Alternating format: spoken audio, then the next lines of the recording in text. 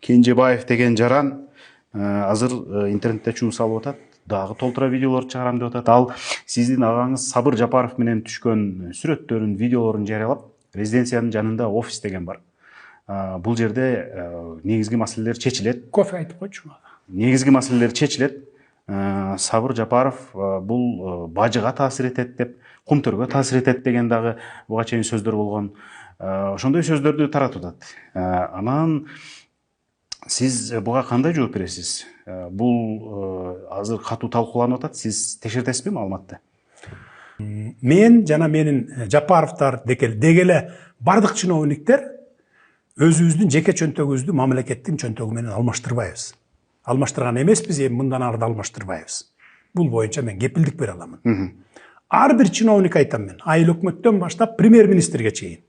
Адылбек Элешевди коюп атканда, Акылбек Өсөнбековичти коюп атканда ошентип айткан. Казынага тиймей жок. Казына бул ыйык. Тийбегиле, бул элдин акчасы. Бизнес кылгыла, башка жактан тапкыла, бирок тийбегиле деп.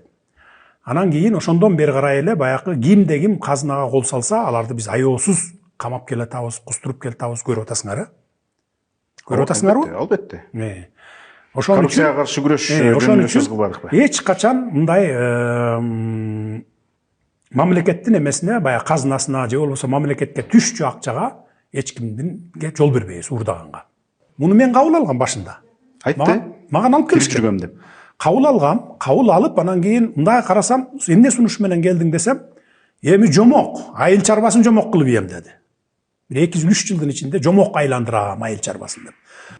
Ошентип Бакыт Төрөбаев менен жолуктурамбы? Бакыт Төрөбаев экөө Италияга учуп барыптыр, Германияга учуп барыптыр, анан келди. Европаны бүт кыдырып келди да, анан Бакыт мырза сразу эле айтты.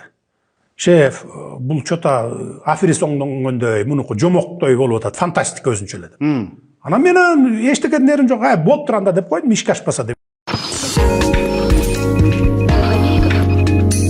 Канал номер 1. Биз менен